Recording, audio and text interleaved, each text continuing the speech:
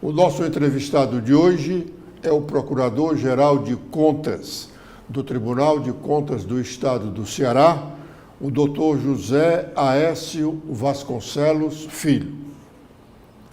O Dr. Aécio Vasconcelos, José Aécio Vasconcelos Filho, emitiu um parecer percussiente na última terça-feira, dia 19, com relação às contas de governo do governador Eumano de Freitas, referentes ao exercício de 2024. O Tribunal de Contas examina essa prestação de contas do governador, emite um parecer que encaminha para a Assembleia Legislativa, porque o julgamento das contas do governador, esse julgamento é feito politicamente pela Assembleia Legislativa. O Tribunal de Contas julga apenas as contas de gestão, que são contas de responsabilidades dos secretários, dos diretores de órgãos da administração estadual.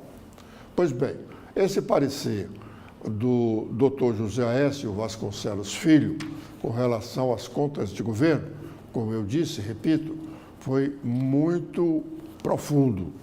E ele atacou alguns pontos que nós vamos pedir para ele ressaltar aqui ao longo dessa nossa entrevista, que eu começo agradecendo a participação dele, a aceitação em nos conceder essa entrevista para tratar de um assunto que eu reputo e uma boa parte da sociedade reputa de muita significação para a administração pública do Ceará.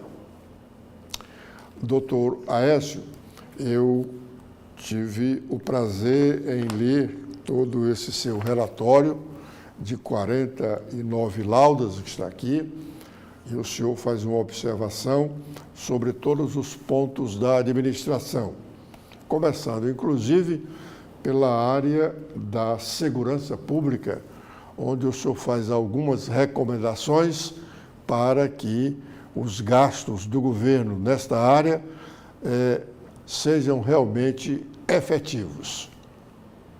O que é que o senhor constatou nessas contas? Edson Silva, primeiro é dizer que é um grande prazer estar aqui, agradeço pelo convite, para mim é uma honra falar aqui para a TV da Transparência. Eu acho que a imprensa exerce por sua natureza, nós conversávamos aqui antes, uma função de relevante interesse social, mas uma TV da Transparência com esse nome, que tem como propósito acompanhar a gestão pública, ela de forma especial atinge esse interesse público, né? E sobre o parecer, especificamente sobre a questão da segurança, nós constatamos no exercício de 2024 números muito desafiadores. Houve um incremento nos crimes violentos, letais e intencionais superior a 10% no ano de 2024, o que fez com que o estado do Ceará tivesse, nesse exercício, a maior taxa de homicídio por 100 mil habitantes do país. Isso virou manchete nos principais jornais nas últimas semanas. Houve, é verdade, há que se reconhecer uma redução no índice de crimes violentos contra o patrimônio, mas o aumento expressivo de crimes violentos, letais e intencionais, que abrange aí principalmente homicídios, latrocínios, um número superior a 3.200 vítimas em um único exercício, realmente são números estarrecedores que exigem por parte do Poder Executivo uma atuação mais firme, mais estratégica nessa área de segurança pública. E por isso nós fizemos uma recomendação de que as políticas de segurança pública fossem olhadas com mais atenção nos próximos exercícios, e fizemos também uma recomendação para a Secretaria de Controle Externo do próprio Tribunal de Contas, que priorize a realização de auditorias operacionais ou fiscalizações nesses programas. Há que se reconhecer também que o Estado não está de braços cruzados e que esse problema da segurança pública é um problema extremamente complexo.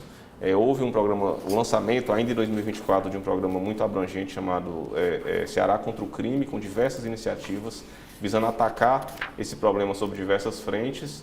e nós esperamos que nos próximos exercícios nós estejamos aqui comentando números melhores sobre a segurança pública. O senhor fez referência a vários outros pontos, por exemplo, o senhor tratou aqui de previdência, né? A nossa previdência é deficitária como é a previdência nacional, né? Isso. Em todos os estados e da própria União. Mas a nossa situação aqui, nós já fizemos reformas, né, previdenciária e até reformas dolorosas para servidores, né, com aumento de alíquota, incluindo pagamento de aposentados e pensionistas pagando, né, voltando a pagar ou continuando a pagar. Como é que está realmente o nosso sistema previdenciário? De fato, a Previdência, o regime próprio de Previdência, né, especialmente o regime dos servidores, mas também o regime geral, é um desafio para o país e para o estado do Ceará por conta de vários motivos, né? Problemas de planejamento, o fato de a nossa população estar envelhecendo e, portanto, no caso do Ceará, como no resto do país, a Previdência é deficitária, já foram feitas diversas reformas, como isso, aumento de alíquota, a necessidade de pagamento, aumento da alíquota da contribuição dos servidores, a necessidade de pagamento de contribuição também dos servidores aposentados, mas o fato é que ainda existe um déficit. Nesse ano o déficit foi um pouco superior a R$ 1 bilhão, que foi complementado com recurso do Tesouro Estadual, e esse déficit está crescendo. A notícia boa é que esse problema está bem mapeado no caso do estado do Ceará. Existem previsões atuariais indicando até quando esse déficit vai aumentar. O ano a partir de que esse déficit para de aumentar e começa a cair, e já há a previsão de quando esse déficit cessará e a Previdência entrará em equilíbrio. Há que se ressaltar que os novos servidores já entram submetidos ao regime geral de Previdência e podem aderir à Previdência complementar, o que tira um pouco da pressão sobre o sistema previdenciário. Mas, de fato, é um desafio e nós, enquanto órgão de controle, o que nós exigimos é que essas informações sobre déficit, sobre pagamento de benefícios sejam transparentes, para que se tenha clareza sobre o montante real do déficit, até para orientar o debate público, o debate político sobre eventuais necessidades de novas reformas da Previdência, por exemplo. O senhor fez referência aqui falando sobre a demonstração contábil do Estado, as demonstrações contábeis. O senhor fala aqui no atual balanço orçamentário que nós tivemos um déficit de 1 bilhão 167 milhões, provocado notadamente pelo desequilíbrio no orçamento de capital, que apresentou um déficit maior ainda, 4 bilhões e meio. Como é que está essa situação do Estado? Nós temos um Estado deficitário ou não deficitário? O déficit orçamentário não necessariamente significa uma falta de dinheiro, é necessário que isso fique claro. O Estado historicamente tem um robusto caixa, né? Não tem problema de fluxo de caixa, nesse ponto o Estado está saudável, mas o déficit orçamentário normalmente ele acontece quando há uma falha de planejamento. Planeja-se arrecadar uma determinada quantia e ao longo do exercício, por conta das contingências do ano, a arrecadação orçamentária acaba sendo menor.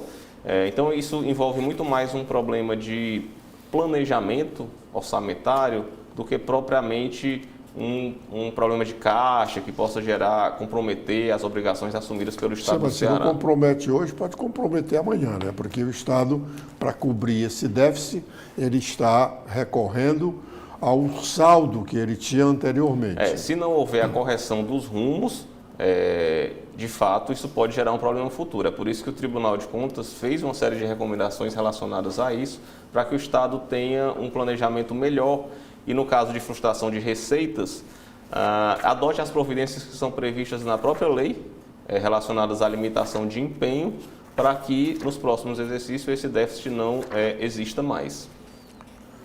O senhor fez referência também à participação do Estado em algumas dessas empresas, como, por exemplo, COGÉ, CAGES, e o senhor apontou algumas situações que eu, entendendo o que o senhor estava a dizer, não sei se estava entendendo corretamente, o Estado não deveria estar liberando esse dinheiro, por exemplo, para a COGÉ, para a CAGES.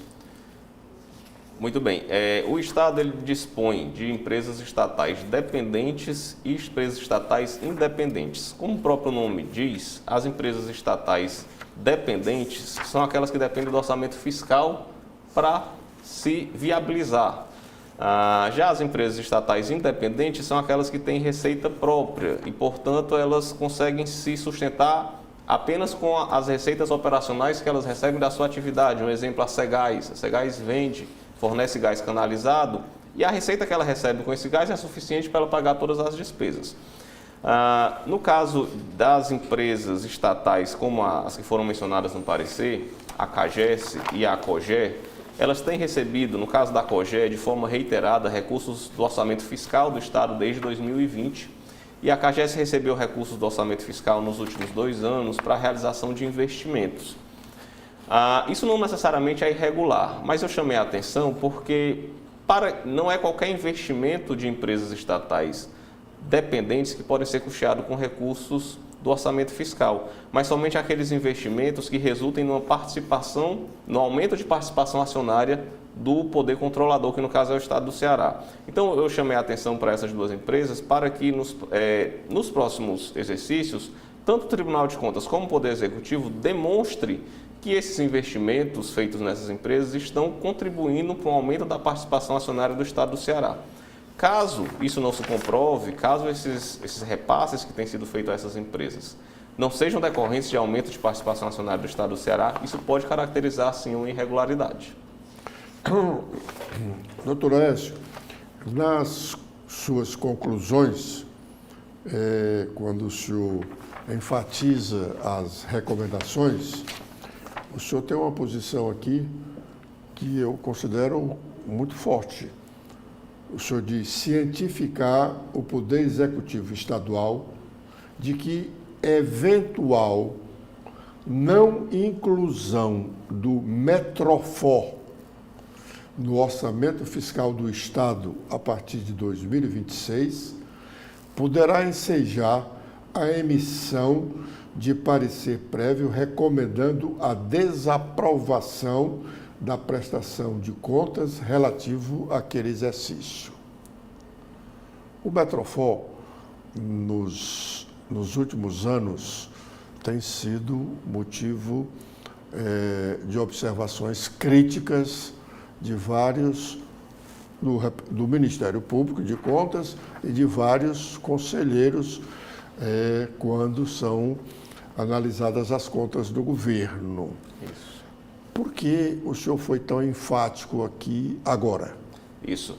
O Metrofor, ele entra nesse contexto dessa discussão que nós tivemos na pergunta anterior. O Metrofor é classificado pelo Estado, dentro do orçamento, como uma empresa estatal independente. Mas o Metrofor, para se sustentar, ele precisa receber subsídios do Tesouro. Isso é compreensível. O Estado toma uma decisão política e que parece fazer muito sentido de subsidiar o transporte coletivo, a utilização do metrô, porque isso traz uma série de benefícios ambientais, diminui o trânsito, o trabalhador chega mais rápido no emprego, e a tarifa que é cobrada para que esse serviço seja viável e seja utilizado não é suficiente para cobrir o custo daquele serviço. Então, o que é que o Estado faz? Concede um subsídio e complementa a receita do Metrofor. Isso faz com que a quase totalidade, cerca de 80% da receita do Metrofor, venha de subsídios. O Metrofor não se sustenta operacionalmente se não tiver o aporte de recursos estatais. E por isso o Tribunal de Contas, há vários anos, exige, que o Metrofor seja incluído no orçamento fiscal, para que isso fique transparente, para que ele seja classificado como uma empresa estatal dependente. E o Estado do Ceará, nos últimos anos, tem discordado dessa posição, mas já nas contas desse ano... Qual é a alegação do Estado para discordar dessa posição? O Estado alega... Pelo fato de que os recursos do Metrofor praticamente todos vêm do governo federal Não, o Estado alega que quando ele transforma isso em subsídio, isso deixa de ser um recurso do orçamento fiscal. E por isso esse recurso não seria classificado como um aporte do Tesouro, mas seria classificado como um subsídio.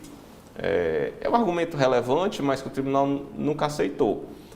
E, portanto, o próprio Estado do Ceará, isso é uma notícia muito alvissareira, nesse exercício de 2025, firmou o compromisso de incluir o Metrofor no orçamento fiscal, ou seja, classificar o Metrofor como empresa estatal dependente a partir de 2026. E a gente, o Tribunal de Contas, em atenção até ao consensualismo, acho que deve ter essa tolerância, apesar desse histórico. Por que não inclui já em 2025? Porque o orçamento de 2025 já está em execução. Então seria muito complicado fazer uma grande alteração orçamentária para incluir o Metrofor já nesse ano no orçamento e classificá-lo já esse ano como empresa estatal dependente. Então, é por isso que eu fiz essa cientificação de que, se em 2026, diante de todo esse histórico de que o tribunal tem apontado a necessidade de inclusão e o próprio compromisso firmado pelo Estado do Ceará de inclusão, se em 2026 isso não for feito, acho que, a menos que exista um motivo muito forte, o Ministério Público poderá sim recomendar a emissão de parecer prévio pela desaprovação. Doutor Oécio, essas obras do Metrofor já estão caminhando há muitos anos. Não seria um motivo de o tribunal fazer uma tomada de contas especial sobre essa obra, que já consumiu um bom volume de recursos e, na verdade, nós não sabemos qual é o tamanho dela atualmente? Pois bem, a tomada de contas especial ela tem requisitos muito específicos para ser instaurada.